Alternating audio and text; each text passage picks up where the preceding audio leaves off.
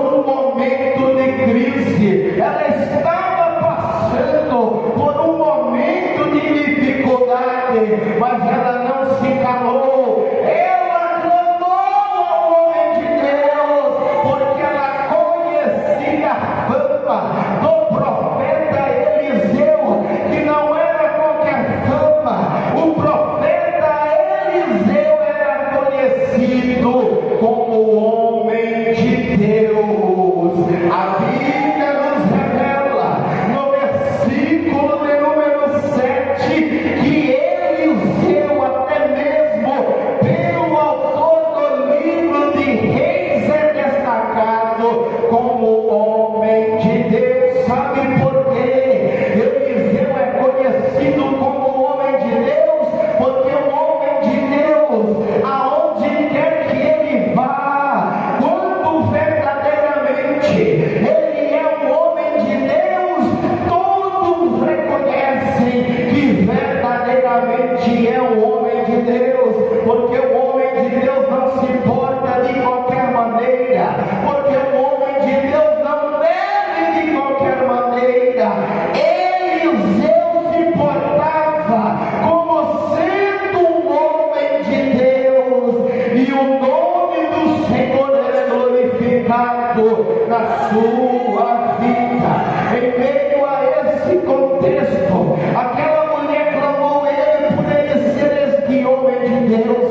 Aquela mulher clamou ele porque estava passando por um momento de crise. Aquela mulher clamou a Eliseu porque já estava quase depressiva. Aquela mulher clamou a Eliseu porque já estava angustiada. Aquela mulher clamou a Eliseu porque já estava endividada. Aquela mulher não tinha mais nenhuma opção senão clamar ao homem de Deus, porque ela sabia que o homem de Deus, ele tinha uma resposta que daria uma saída para aquela situação, porque o homem de Deus só tem palavra de vitória. O homem de Deus não vai determinar, não vai profetizar uma palavra de derrota, senão a palavra de vitória.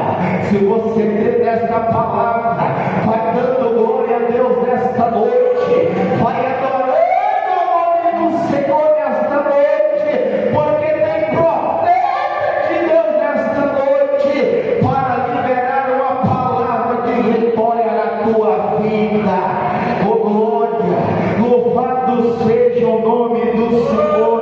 Em meio a tempos de crise, em meio a tempos de dificuldade, em meio a tempos de aflições, nós precisamos fazer semelhantemente ao que aquela mulher fez: clamar ao Senhor. Clame ao Senhor nos momentos de dificuldade da tua vida. A Bíblia vai nos dizer no livro do profeta Jeremias, no capítulo 33, no versículo de número 3, dizendo: clama a mim, clama a mim, clama a mim, e responder-te-ei, e te mostrarei coisas grandes e firmes que não sabes. O segredo é clamar ao Senhor. O segredo é clamar ao Senhor. Oh, aleluia! A Bíblia vai nos revelar que um dia, aleluia, um homem por nome Bartimeu, que era cego, que era mendigo, ele resolveu clamar a Jesus, porque Jesus estava passando, aleluia, a sua proximidade. Aquele homem, sabendo que Jesus era um homem que fazia milagres, ele começou a clamar Jesus, dizendo: Jesus, filho de Davi, tem misericórdia de mim.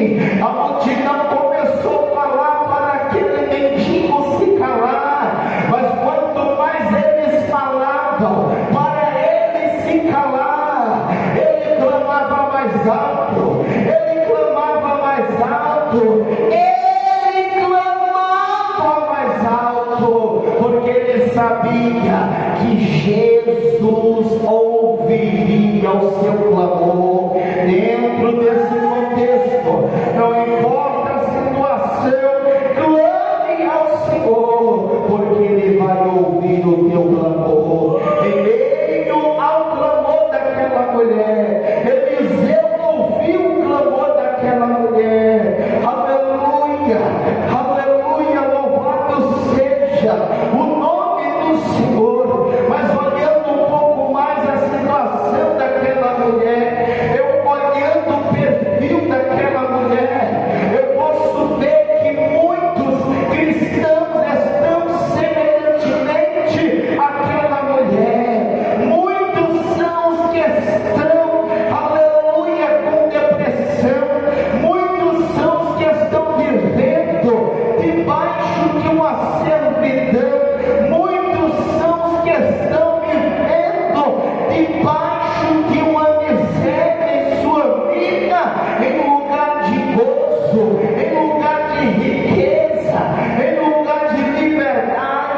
mas essas situações, senhoras e senhores, originalmente não são da vontade de Deus.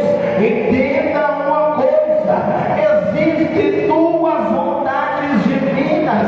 A primeira vontade divina que existe é a vontade soberana de Deus, que é aquilo da qual Deus deseja que aconteça na nossa vida. Muitas das vezes não acontece porque nós, no nosso livre-arbítrio, não aceitamos a vontade de Deus na nossa vida. E a segunda vontade divina que existe é a vontade permissiva. Esta vontade não era originalmente o querer de Deus, mas por causa das situações, Deus permite acontecer na nossa vida. Não era da vontade de Deus que aquela mulher estivesse dessa situação, mas Deus permitiu acontecer tudo isso na vida daquela mulher, para que o seu nome viesse a ser glorificado. Aleluia! A vontade de Deus, irmãos, que eu entendo, então, é que todos nós prosperemos, bem como a nossa alma também venha a prosperar. Deus não permite, irmãos, que algumas pessoas se tornem prósperas por causa do amor ao dinheiro. Louvado seja o nome do Senhor.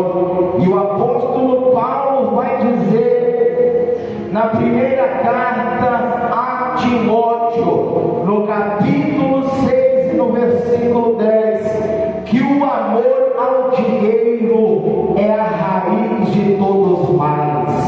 Não é o dinheiro que é a raiz de todos os males, mas sim o amor ao dinheiro. Mas olhando um pouco mais para a situação daquela mulher que havia perdido seu marido, estava completamente endividada, estava faltando alimento na sua casa, e não se bastasse toda essa situação, os credores estavam rondando a casa daquela mulher para levarem os seus 2 filhos para serem servos.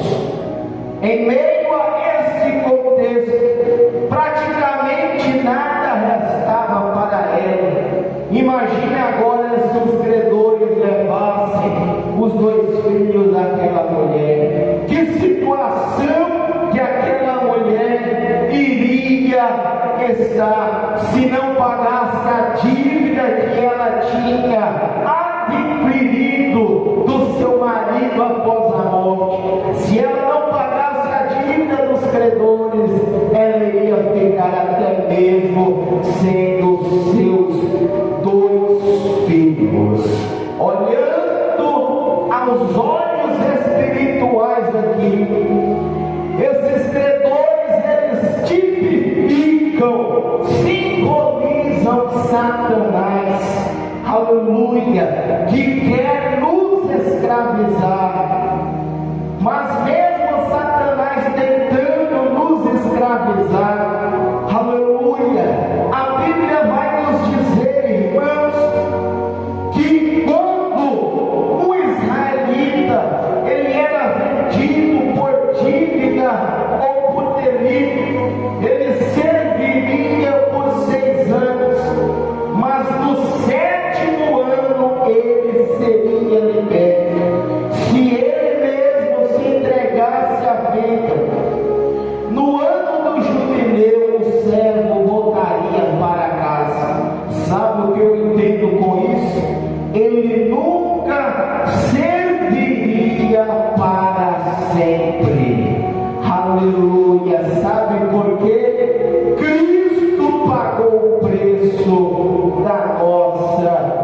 liberdade.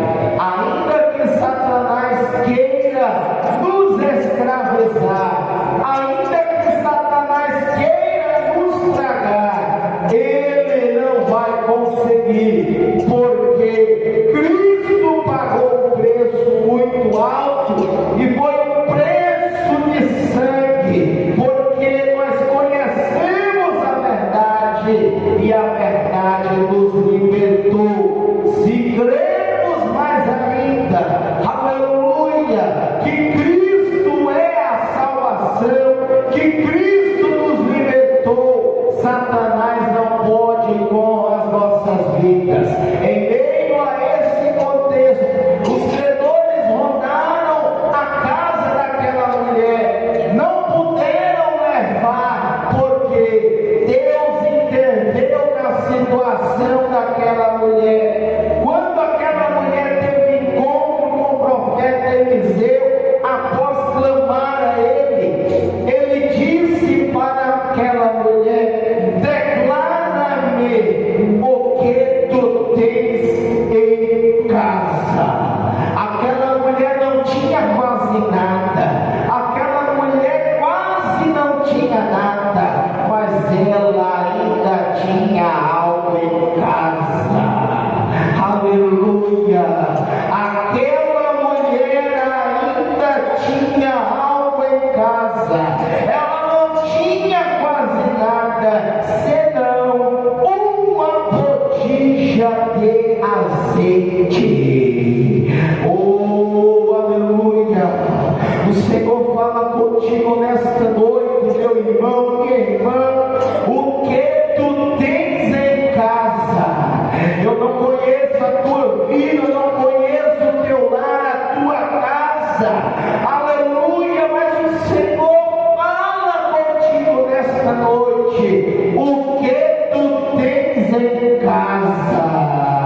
Aquela mulher tinha apenas uma botija de azeite e foi o suficiente para que Deus viesse a operar na vida daquela mulher, para que Deus viesse a renovar as esperanças daquela mulher. As esperanças dela quase tinham se acabado, aleluia, mas no momento certo, o homem de Deus chegou com uma palavra profética naquela casa, e após aquela mulher dizer que não tinha quase nada em casa, senão uma botija de azeite, o profeta então lhe disse: vai, pega para ti vasos emprestados, não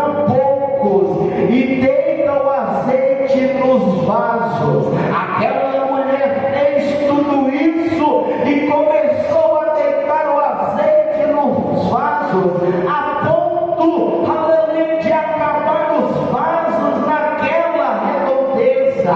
Encheu todos os vasos que podia ser cheio, a ponto, aleluia, de encher até transbordar.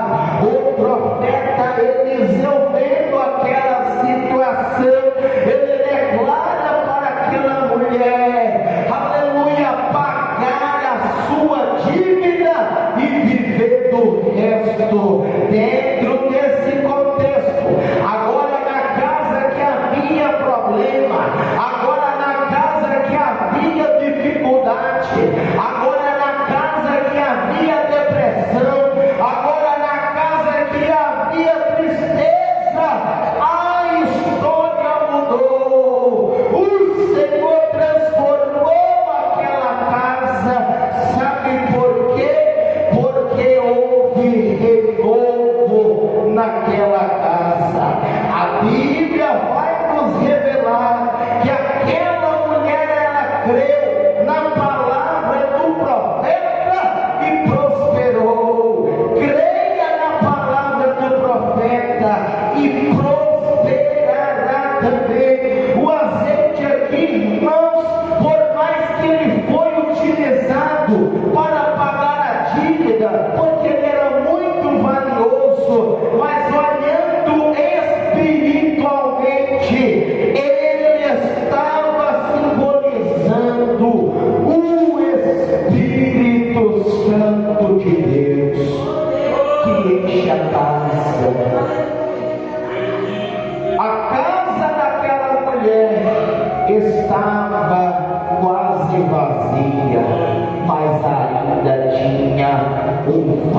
vaso com azeite. Aleluia. É por isso que o Senhor ele pergunta para ti nesta noite: o que tu tens em casa? O que tu tens em casa?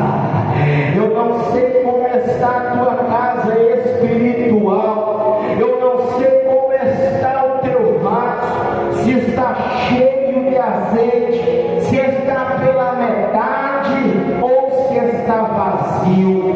Mas a proposta de Deus nesses dias atuais em que estamos vivendo é de encher a casa de azeite, de encher o vaso de azeite. Bendito seja o nome do Senhor. O Espírito Santo ele enche os vasos e enche a casa. A casa revela o corpo físico do cristão, onde habita o Espírito Santo de Deus. Oh glória, aleluia.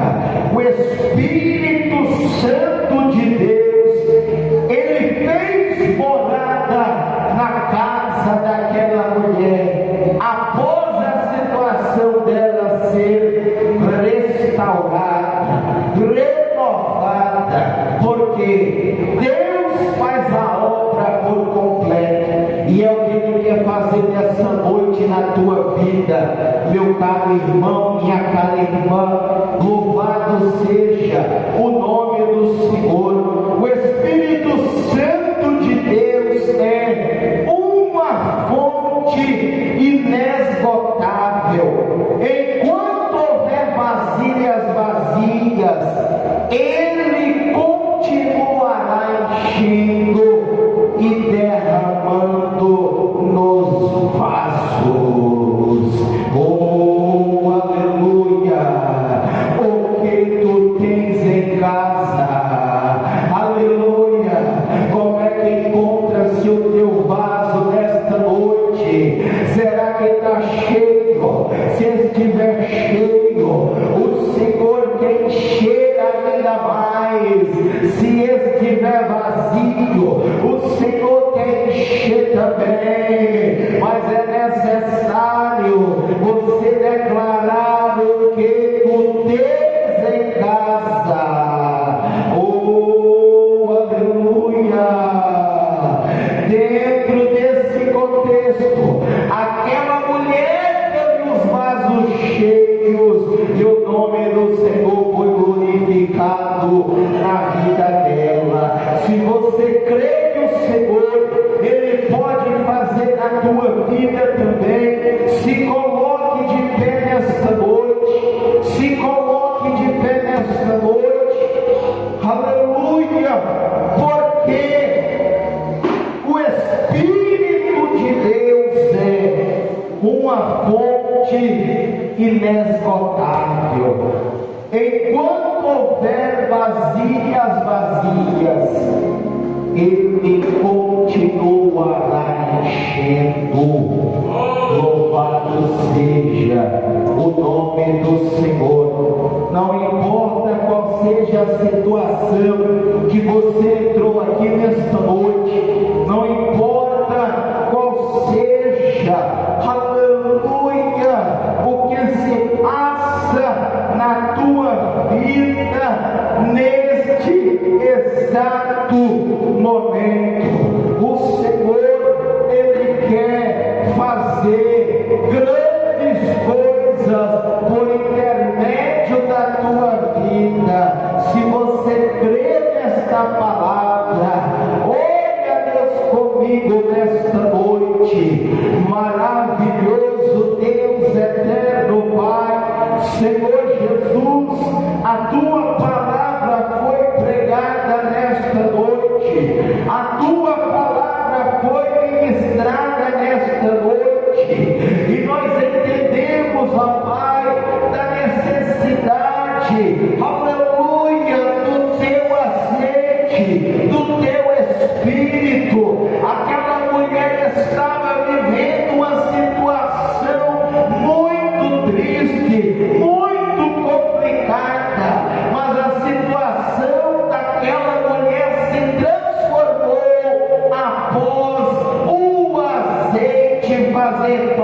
necessidade da casa daquela mulher. Nós precisamos de azeite, nós precisamos, ó Pai, da tua presença, Senhor.